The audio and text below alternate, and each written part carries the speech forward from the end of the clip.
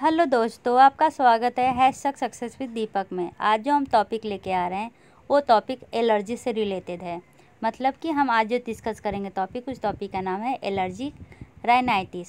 इसमें मेनली क्या होता है ना कि जब हम कोई वस्तु जिससे हमें एलर्जी रहता है उसके कंसल्ट में आते हैं तो हमें क्या होता है, या तो स्नीजिंग होने में तो छींक आने लगता है, नाक से पानी आने लगता है, नसल ऑब्स्ट्रक्शन होता है, आँख रेड हो जाते हैं, या ये जो फेरिंजियल है ना उसमें ऐसे ईचिंग जैसा लगता है, आँख से आंसू आते हैं।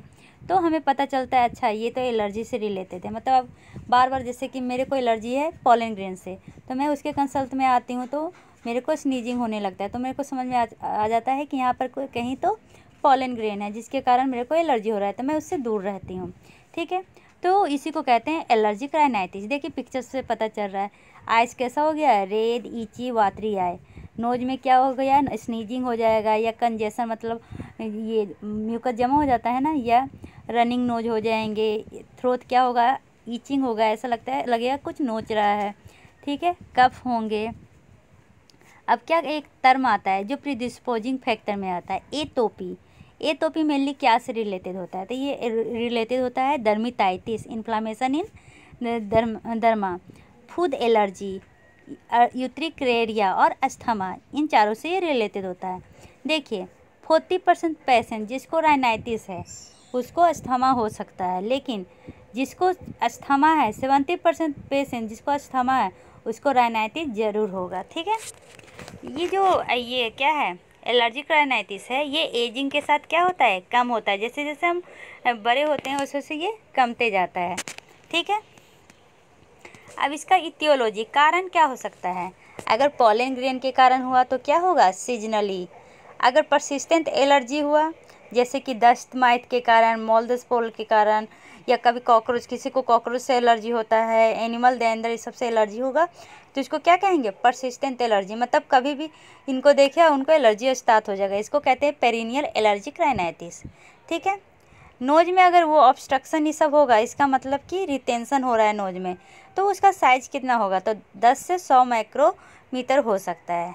ठीक है, देखिए क्या होता है, कोई पॉलन ग्रेन जिसी को एलर्जी है, ठीक है, वो एंटीजन हमारे बॉडी में इंटर किया, हमारा क्या होगा, जो ई है AGE, वो उसमें वो जाके क्या अटैच होगा, एफसी सेल में जाके अटैच होगा। ठीक है, और वो एफसी सेल किसके, मास्ट सेल के द्वारा में अटैच होगा। ठीक है, उसको क्या कहते हैं, arming of the mast cell. लेकिन सबसे पहले जब कोई एंटीजन आकर क्या ई सेल में एंटीजन ई में अटैच होता है तो उसको कहते हैं सेंसिटाइजेशन। ठीक है, उसके बाद वो क्या करेगा, तो मास्ट सेल के एफसी रिसेप्टर के में जाके ऐड हो जाएगा। ठीक है, उसको कहते हैं आर्मिंग ऑफ मास्ट सेल। और उसके बाद क्या होगा, रिलीज ऑफ मेडिएटर, जिसके कारण हमें पता चलेगा कि हमें एलर्जी हो गया है। ठीक है, तो इसका क्लिनिकल इफेक्ट कैसे पता चलेगा, तो एनाफाइलैक्सिस हो जाएगी, अस्थमा हो जाएगा, या हे फीवर हो जाएगा। ठीक है, पैथोफिजियोलॉजी में जो इंट्रैप पॉलन है या जो उसका डाइजेशन करते हैं उसका माइक्रोवेट कितना होता है, मोलिकुलर वेट, तो 10,000 से 40,000 मोलिकुलर वेट होता है, जिसके कारण हमें क्या होता है, सैनिटाइजेशन होता है और बाद में मास्ट सेल डीग्रेनुलेशन होगा। तो बायोप्सी किसका करना पड़ेगा, तो सबमुकोसल इदीमा में मेनली हमें क्या मिलता है, स्नोफिल, बेसोफिल और निट्रोफिल होगा। ठीक है, मतलब इसमें एक कोड होता है बेंट, BENT, बेसोफिल, इसे स्नोफिल, एन से निट्रोफिल और टी से TH2। ये मेनली हमें क्या करता है, लेटर कभी लाइफ में हो एलर्जी हो वो बताता है, स्टार्टिंग का कौन बताता है, ये सब हम पढ़ेंगे। ठीक है, म्यूकोसल फ्लूइड, जो फ्लूइड आता है उसमें क्या होता है, तो सेक्रेटरी IgA होता है, कौन सा इम्यूनोग्लोबिन, तो IgA। ठीक है, IgE जो रहता है वो डिफ्यूजन के थ्रू मेनली क्या होता है, पास करता है, और ये बाइंड करता है एलर्जिन से। ठीक है, और उसके बाद एलर्जिन से बाइंड करने के बाद ये चला जाता है मास्ट सेल के आर्म से अटैच होने, एफसी सेल से। इसके कारण ही क्या होता है, हमें एलर्जिक होते हैं। ठीक है, नसर फ्लूइड में क्या क्या रहता है, तो हिस्टामिन रहता है, प्रोस्टाग्लैंडिन्स रहता है और लिकोट्राइन्स रहता है। अब एलर्जी हुआ है या कोई सैनिटाइज्ड पर्सन है, ठीक है, जिसको पता है कि इससे एलर्जी है, तो क्या क्या होगा, तो स्टफिनेस होंगे, स्नीजिंग होगा और डिस्चार्ज होगा। ठीक है, हॉलमार्क क्या है, तो हॉलमार्क कैसे पता चलेगा, तो वही एपिसोडिक राइनोडिया, नाक से पानी आना, स्नीजिंग, नाक में ऑब्स्ट्रक्शन होना, आँख में आंसू आना, प्यूराइटिस इचिंग होगा, आँख लाल हो जाना, ठीक है, मुँह को इचिंग होना, फेरिंग्स, ये सब है।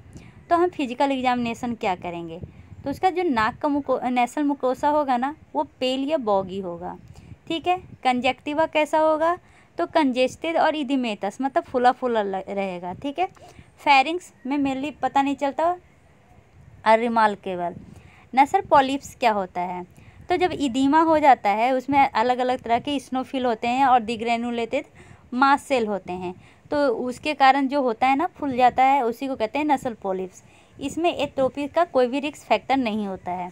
तो अब कहते हैं एक टर्म आता है एस्पिरिन इंटॉलरेंट ट्रायड। ये ट्रायड क्यों है, तो इसके जिसको एस्पिरिन से एलर्जी रहता है उसको 3 चीज़ होती है, क्या क्या, राइनोसाइनाइटिस, अस्थमा और नसल पॉलिप्स। ये याद रखिएगा, ये इंपॉर्टेंट लग रहा है। क्या एस्पिरिन इंटॉलरेंस ट्रायड कौन सा है, तो राइनोसाइनाइटिस, अस्थमा और नसल पॉलिप्स। क्रोनिक स्ट्रेप्टोकोकल क्रोनाइजेशन से क्या है, तो इसके कारण अगर हमें एलर्जी है तो सुपर एंटीजन आएगा और TH2 रिस्पॉन्स करेगा, ठीक है। सेकेंडरी इन्फेक्शन में स्वेलिंग होता है और हमारा इटेशन ट्यूब क्या हो जाता है, ऑब्स्ट्रक्शन होता है उसमें। अब याद कीजिए सीजनल AR में क्या होता है, कोई एक्सपोजर होता है, कोई भी चीज़ से एक्सपोजर का हिस्ट्री होता है तो सीजनल, जैसे कि इस सीजन में मेरे को पॉलन ग्रेन से एलर्जी है तो वो सीजनली आएगा।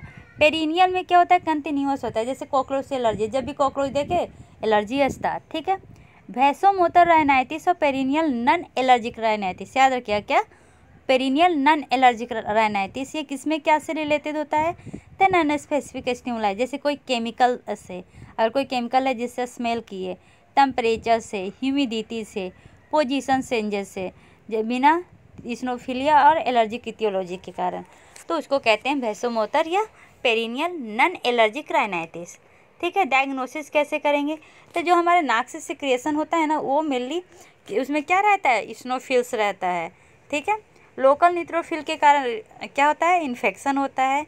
IgE बढ़ जाते हैं, इसके कारण क्या होता है, इम्यून, ये क्या होता है, हमें क्या क्या करना पड़ता है, तो स्किन टेस्ट करना पड़ता है इटियोलॉजी जानने के लिए, और इलिसा करना पड़ता है, किस लिए, इलिसा से क्या पता चलता है, तो इलिसा मेनली लेस सेंसिटिव होता है लेकिन हाईली स्पेसिफिक होता है।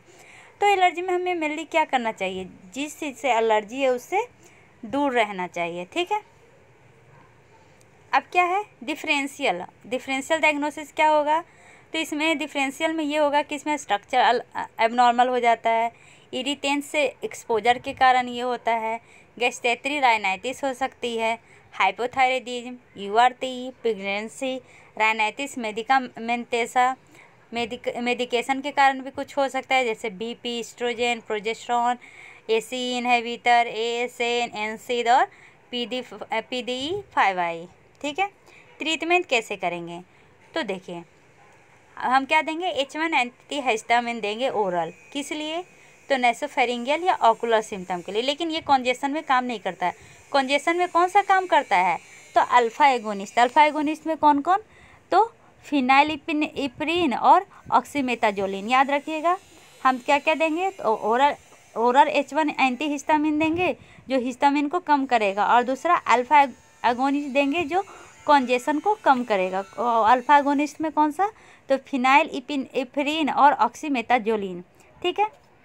अब कोई सीजनल या पेरिनियल राइनाइटिस है तो उसको क्या देंगे, तो सिस LT1 ब्लॉकर देंगे, क्या सिस LT1 ब्लॉकर। किसी को प्रोफाइलेटिक देना है, मैंने इसको पता है कि सीजन में इसको आता ही है तो हमें उसको प्रोफाइलेटिक देना है, तो क्या देंगे, क्रोमोलिन सोडियम स्प्रे, क्या क्रोमोलिन सोडियम स्प्रे देते हैं, ठीक है। मोस्ट पोटेंट ड्रग क्या होता है सीजनल के लिए, तो इंट्रानसल ग्लूकोकॉर्टिकोइड्स, लेकिन इसका जो इंट्रानसल ग्लूकोकॉर्टिकोइड्स है उसका साइड इफ़ेक्ट क्या है, तो ईचिंग होता है, कैंडिडा क्या होता है, ज़्यादा ओवर ग्रोथ हो जाता है। ट्रीटमेंट तो कर ही रहे हैं, अब इम्यूनोथेरापी के लिए क्या करेंगे, तो हम बार बार उसको सबको इंजेक्शन देंगे, ठीक है। ड्यूरेशन कितना, तो 3 से 5 साल के बीच में, जिससे कि सिम्टम उसका पार्शियल रिलीफ होते रहे। Remain at treatment site for 20 minute anaphylactic reaction, ठीक है। 20 मिनट तक जहाँ पे ट्रीटमेंट हो रहा है वहाँ पर देखते रहेंगे कि कहीं एनाफाइलेटिक रिएक्शन तो नहीं हो रहा है, कंट्राडिक्शन किसको में, कंट्राडिक्शन मतलब किसमें, ये सब इंजेक्शन नहीं दिया जाता है, सबको इंजेक्शन नहीं दिया जाता है। तो वह कार्डियोवैस्कुलर डिजीज में और अनस्टेबल अस्थमा में। ठीक है। ट्रीटमेंट में क्या हम देंगे, ओमालीजुमाब देंगे। ओमालीजुमाब में क्या होता है, तो ये ब्लॉक करता है मास्ट सेल को और बेसनोफिल सैनिटाइजेशन को ब्लॉक करता है। एलर्जिक राइनाइटिस में भी मेनली दिया जाता है। सेफ्टी और इफिशियंसी इन इम्यूनोथेरेपी, और ये अप्रूव्ड होता है किसके लिए, एलर्जिक राइनाइटिस के लिए।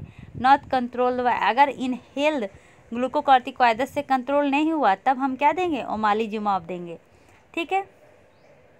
लेकिन बेस्ट ट्रीटमेंट क्या है, सबसे पहले हिस्ट्री जानो और जिससे एलर्जी है उससे दूर रहो और मेडिकल मैनेजमेंट करो स्टेप वाइज। ठीक है। तो स्टेप वाइज मेडिकल मैनेजमेंट में क्या होगा, तो माइल्ड, मॉडरेट और परसिस्टेंट होता है। ठीक है। तो माइल्ड में हम क्या देते हैं, तो हल्का है तो ओरल एंटीहिस्टामिन देंगे। क्यों, ताकि ये फेरिंगियल प्रॉब्लम को दूर करे। ठीक है। ओरल सिस्टी LT1 देंगे। क्यों, ताकि वो नसल कॉन्जेशन नहीं, नसल कॉन्जेशन को तो कुछ और था। ओरल सिस LT1 किसके लिए था, हाँ, सीजनल और पेरिनियल राइनाइटिस हो तो उससे दूर रखे। और इंट्रा नसल एंटीहिस्टामिन देंगे ताकि जो ये क्या है उसमें ये मास्ट सेल ज़्यादा एक्टिवेट हुआ है वो कम हो जाए। और प्रोफाइलेक्टिक में हम दे सकते हैं इंट्रानेशनल क्रोमोलिन। ठीक है। मॉडरेट में क्या देंगे, तो इंट्रानेशनल ग्लूकोकॉर्टिकॉइड्स देंगे और इसमें से कोई दे सकते हैं, जैसे oral antihistamine, oral cyst LT-RA और एंटीहिस्टामिन डिकॉन्जेस्टेंट। परसिस्टेंट में क्या देंगे, तो ओरल प्रिडनिसोन, ये याद रखिएगा, ओरल प्रिडनिसोन देंगे परसिस्टेंट में, और डेली इंट्रानेशनल ग्लूकोकॉर्टिकॉइड्स देंगे। ठीक है। माइल्ड और मॉडरेट में लगभग सेम है, लेकिन परसिस्टेंट में हम एंटीहिस्टामिन नहीं देते हैं, देते हैं इंट्रानेशनल ग्लूकोकॉर्टिकॉइड्स और ओरल प्रिडनिसोन।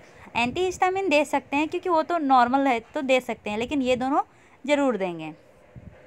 ठीक है। चलिए अब ये एल्गोरिदम है, तो प्रिवेंशन पहले पढ़ लेते हैं। प्रिवेंशन मेन क्या है, जिससे आपको एलर्जी है उसको अवॉइड कीजिए, मोस्ट इफेक्टिव वही होता है। ठीक है। अब देखिए ये है, अगर एक्यूट इन्फेक्शन हुआ तो क्या करेंगे। अगर पर्जेंट है तो ट्रीट करेंगे इन्फेक्शन को, वायरल है बैक्टीरियल है उसको ट्रीट करेंगे। अगर एक्यूट इन्फेक्शन के कारण नहीं हुआ तो उसको पहले पास्ट हिस्ट्री देखेंगे कि इसको किसी से एलर्जी है कि नहीं। अगर उसको एलर्जी है तो उसका हम ट्रीट करेंगे, लेकिन पास्ट हिस्ट्री में अगर उसको एलर्जी राइनाइटिस नहीं है तो हम उसको देखेंगे कि कोई फॉरेन बॉडी या एनाटोमिकल तो डिफेक्ट नहीं है।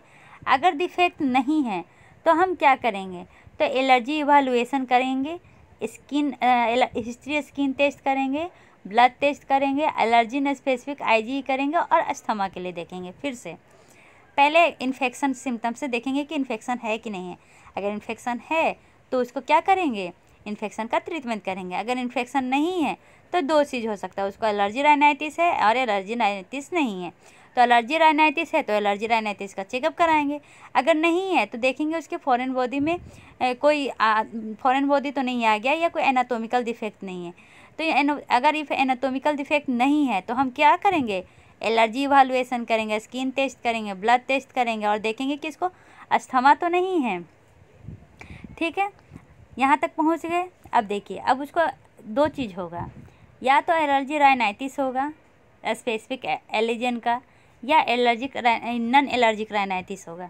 ठीक है। अगर एलर्जिक राइनाइटिस हुआ तो हम क्या करेंगे, उसको ये देखेंगे कि उसको इन्वायरमेंटल एलर्जी कंट्रोल कर सकते हैं कि नहीं। अगर इन्वायरमेंटल एलर्जी कंट्रोल कैसे करेंगे, तो दो तरह से। अगर माइल्ड रहा तो ओरल या इंट्रानसल एंटीहिस्टामिन देंगे, डिकंजेस्टेंट देंगे, इंट्रानसल क्रोमोलिन देंगे या सिस LT1 देंगे। अगर पर सीवियर रहा, ठीक है, सीवियर माइल्ड रहा, तो इंट्रानसल ग्लूकोकॉर्टिकॉइड्स, एंटीहिस्टामिन प्लस क्या देंगे, ये नसल सलाइन देंगे। याद रखिएगा दोनों लगभग सेम ही है, बस एक सीवियर में नसल सलाइन देना है, बाकी दोनों में लगभग सेम ही है। ठीक है।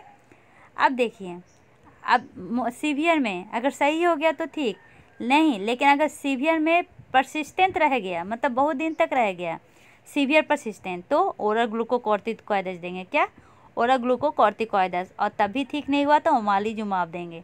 अगर माइल्ड रहा, ठीक है, तो इम्यूनोथेरेपी करेंगे। और परसिस्टेंस सिर्फ रहा, सीवियर नहीं रहा, तो इप्रातोपियम ब्रोमाइड देंगे। ठीक है, अब देखिए ये तो समझ गए।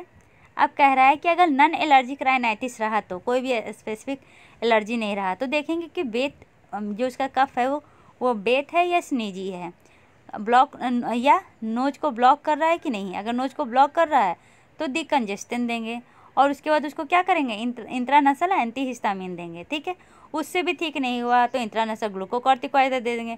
उससे भी ठीक नहीं हुआ तो इंट्रानसल इप्राट्रोपियम ब्रोमाइड देंगे। उससे भी ठीक नहीं हुआ तो उसका ENT इवैल्यूएशन करेंगे। ठीक है, इसमें ये हम समरी बता रहे हैं एलर्जी राइनाइटिस का। मेनली ये एलर्जी राइनाइटिस होता किसके कारण है, तो IgE के कारण होता है।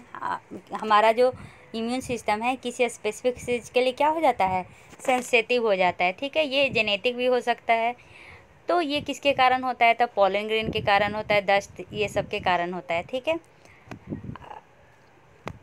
एलर्जी में मेनली IgE स्पेसिफिक एंटीबॉडी हो जाता है। अगर इसका हॉलमार्क जानना है, ठीक है, मैंने हमें कभी फ्यूचर में है कि नहीं है ये जानना है तो हम TH2 सेल से देखते हैं। ठीक है, अब क्या कह रहा है, एटोपी मतलब होता क्या है, तो आउट ऑफ प्लेस। ये जेनेटिकली भी हो सकता है, इन्वायरमेंटल भी हो सकता है। तो टाइप 1 जो एलर्जिक रिएक्शन होता है उसमें मेनली क्या होता है, जो एटोपी होता है, अस्थमा, एलर्जिक राइनाइटिस और एटोपिक डर्मेटाइटिस। ठीक है, अब क्या कह रहा है, एलर्जी का मार्च है। अगर मेनली बच्चों में होता है क्योंकि एज के साथ जैसे जैसे एज बड़ा होता है ये सही होते रहता है। तो अगर बच्चा है, ठीक है, तो उसको सबसे पहले सिम्टम क्या आएगा एलर्जिक में, एक्जिमिया। ठीक है, फिर 1.5 साल से उसको फूड में एलर्जी आने लगेगी। फिर 2.5 साल से उसमें क्या होने लगेगा, राइनाइटिस आने लगेगा।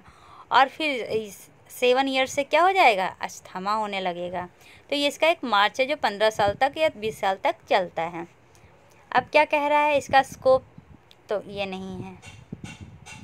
अब इसमें इसका सिम्टम क्या है, तो राइनोरिया, नाक से पानी आना, स्नीजिंग, नसल इचिंग, नसल कोजिशन, पोस्ट नसल ड्रेनेज, ये सब है। और नाक भर जाता है तो आपको स्मेल तो ऐसे भी नहीं पता चलेगा और टेस्ट भी नहीं पता चलेगा। ठीक है, अब ये तो बता दिया। टाइप 1 रिएक्शन के कारण मेनली होता है। ये किसके द्वारा क्लासीफाई किया गया है, तो जेल और कॉम क्लासिफिकेशन के द्वारा ये क्लासीफाई किया गया है। ठीक है, तो इसमें डेवलपमेंट कैसे होता है IgE एंटीबॉडी का। तो सबसे पहले IgE एंटीबॉडी क्या होता है, एक्सपोजर होता है एलर्जन से। ठीक है, फिर वो जाके किससे मिलता है, तो मास्ट सेल के FC सेल से मिलता है और उसके बाद वो उसका आर्म बन जाता है। ठीक है, और इसके बाद वो क्या करता है, वो बस्ट कर जाता है। उसके कारण मेडिएटर रिलीज होता है जो रिसीव किया जाता है किसके द्वारा, एंटीजन प्रेजेंटिंग डेंड्रिटिक सेल के द्वारा। और ये बाद में अगर हमको पता चलना है करना है तो कैसे पता चलेगा, तो TH2 पाथवे से पता चलेगा। ठीक है, ये जेनेटिक भी हो सकता है, इन्वायरमेंटल भी हो सकता है, ट्रिगर के कारण भी हो सकता है और टारगेट ऑर्गन पे भी हो सकता है। जेनेटिक किसके कारण होगा, तो presence of specific HLA allele, polymorphism of interleukin 4, family history, polymorphism of CD14 और अदर कारण से हो सकता है। इन्वायरमेंटल में कोई एलर्जीन हो जाए, कोई सिबलिंग है, कोई हाइजीनिक ज़्यादा ही रखते हैं, जिनको ज़्यादा हाइजीनिक रखते हैं उनके साथ भी हो सकता है, या ये एंटीबायोटिक ले रहे हैं या वैक्सीनेशन सही से नहीं लिए हैं। ठीक है, ट्रिगर क्या क्या हो सकता है, तो viral infection, exposure to allergen, tobacco smoke, indoor और आउटडोर क्या हो सकता है, पॉल्यूटेंट हो सकता है। तो ये सब पता कैसे चलेगा, TH2 मेडिएटेड एलर्जिक इन्फ्लामेशन के कारण।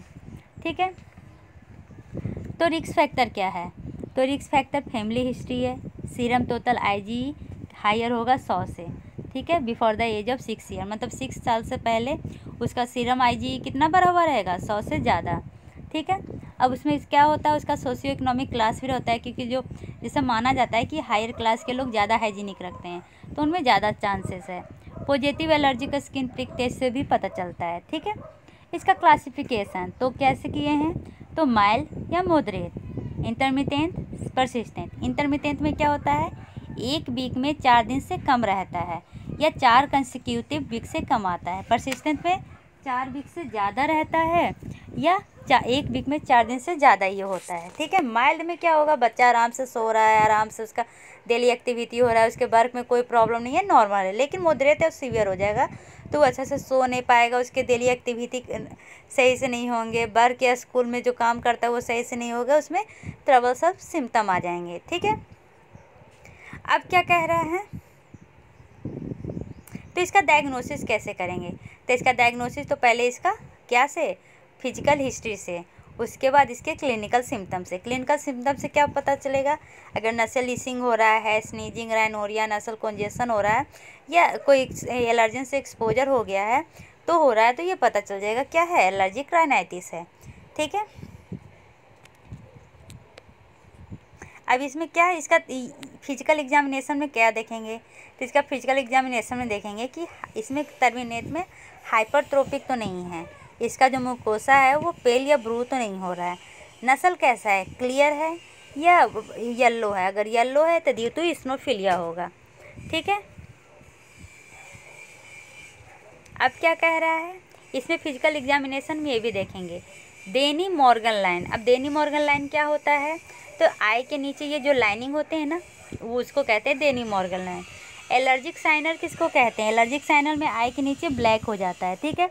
एलर्जिक सैल्यूट, जब हम ये हमारे नाक से क्या पानी आता है तो हम नोज को ऊपर की ओर करते हैं ना, तो उसी को एलर्जिक सैल्यूट कहते हैं, या मॉल ऑक्लूजन, ये सब इसमें आता है। देखिए पिक्चर, ये है एलर्जिक सैल्यूट, ठीक है, ये है एलर्जी साइनर, ब्लैक हो गया है, ठीक है। अब इसका ट्रीटमेंट, ठीक है, तो वो सिम्टम पता चल गया। प्राइमरी केयर में हम क्या देंगे, मल्टी एलर्जन टेस्ट करवाएंगे, निगेटिव निकला तो क्या करेंगे, राइनाइटिस हुआ लेकिन उसमें एलर्जिक नहीं है, अगर पॉजिटिव हुआ तो राइनाइटिस है एलर्जी के साथ, तो उसका थेरेपी करेंगे, ठीक है। स्पेशलिस्ट के पास गए तो क्या करेगा, वो स्किन प्रिक टेस्ट करेंगे, पॉजिटिव हुआ तो एलर्जिक राइनाइटिस देंगे, अगर निगेटिव हुआ तो देखेंगे कि उसमें आईजी रहेगा कि नहीं, आईजी नहीं है तो नॉन एलर्जिक राइनाइटिस, अगर आईजी है तो हम क्या देंगे एलर्जिक राइनाइटिस का क्या देंगे, दवा देंगे, ठीक है। अब देखिए कौन सा फास्टर होता है, कौन सा स्लोअर होता है, तो इसमें 2 टेस्ट किया जाता है, स्किन टेस्टिंग और कैप रेस्ट। तो स्किन टेस्टिंग फास्टर होता है, चीप होता है और ज़्यादा सेंसिटिव होता है, लेकिन जो ये कैप रेस्ट होता है ये क्या होता है, ये ज़्यादा एक्सपेंसिव होता है। इसमें हम क्या देखते हैं, एंटी हिस्टामिन ये क्या किया जाता है, पेशेंट को दिया जाता है, उसके बाद देखा जाता है, इसमें बहुत बड़ा प्रोसीजर लगता है, ठीक है। और लेकिन ये सेफ़ है कैप रेस्ट। डायग्नोसिस, क्लिनिकली भी हम डायग्नोसिस कर सकते हैं और थेराप्यूटिकली भी। एलर्जिक स्किन टेस्ट में क्या किया जाता है, तो निडल क्या किया जाता है, डीप किया जाता है जहाँ पर एलर्जी हुआ है, और वहाँ से क्या किया जाता है, प्रिक किया जाता है स्किन को, ठीक है। ये सिर्फ एपिडर्मिस तक रहेगा, देखा जाएगा कि उसमें भी रिस्पॉन्स आया है कि नहीं 15 से 20 मिनट तक। उसके बाद क्या वो हिस्टामिन का पॉजिटिव कंट्रोल है, अगर निगेटिव कंट्रोल है तो सलाइन देंगे, वो भी 50% ग्लाइसिनेटेड सलाइन, ठीक है। अब allergic skin test intradermal. Intradermal में क्या होता है, इसमें mainly intracutaneous single dilution skin test भी कह सकते हैं। इसमें क्या है कि हम इंजेक्शन डालेंगे 0.01 से 0.02 ml एलर्जिन सॉल्यूशन डालेंगे, कहाँ, इंट्राडर्मिनली, और देखेंगे कि व्हील बना है कि नहीं, 4 से 5 mm का व्हील। अब एलर्जिन सॉल्यूशन में क्या यूज करेंगे, तो स्किन प्रिक टेस्टिंग यूज करेंगे, ज़्यादा सेंसिटिव होता है ये देन स्किन प्रिक टेस्ट से, लेकिन लेस स्पेसिफिक होता है, ठीक है। अब क्या करेंगे इंट्राडर्मिनल डाइल्यूशन टेस्टिंग में, इसमें स्किन इन पॉइंट टिट्रेशन किया जाता है, ठीक है। इन पॉइंट कहने का क्या मतलब है, allergen concentration at which a progressively positive wheal reaction commons. Mainly इसमें सब में देखे हैं कि व्हील देखा जाता है कि आया है कि नहीं, ठीक है। नसर प्रोवोकेशन टेस्ट, इसमें क्या होता है, जो इसमें इम्यूनोथेरेपी दिया जाता है ये देखने के लिए कि उसको किसी चीज़ से एलर्जी है कि नहीं है, ठीक है। अब ये टेबल बहुत इम्पोर्टेंट है, ये किसके लिए, एलर्जिक राइनाइटिस के लिए। अगर माइल्ड है, माइल्ड मतलब अभी जिसमें कोई भी डिस्टर्बेंस सब नहीं हो रहा है, तो ओरल एंटी हिस्टामिन देंगे, LTRL देंगे, इंट्रानेशनल डिकॉन्जेस्टिव देंगे, एलर्जिन या जो भी है उससे दूर रहेंगे। लेकिन अगर मॉडरेट है, ठीक है, तो मॉडरेट में हम इंट्रानेशनल एस्टेरॉयड यूज करते हैं। और क्या यूज करते हैं, ये तो जो माइल्ड में दिया जाता है वो देते ही हैं। इम्यूनोथेरेपी भी यूज करते हैं, कहाँ से, माइल्ड, मॉडरेट और सीवियर के लिए। ठीक है, इसी के साथ ये पीपीटी खत्म होती है। तब तक के लिए bye bye, take care, see you.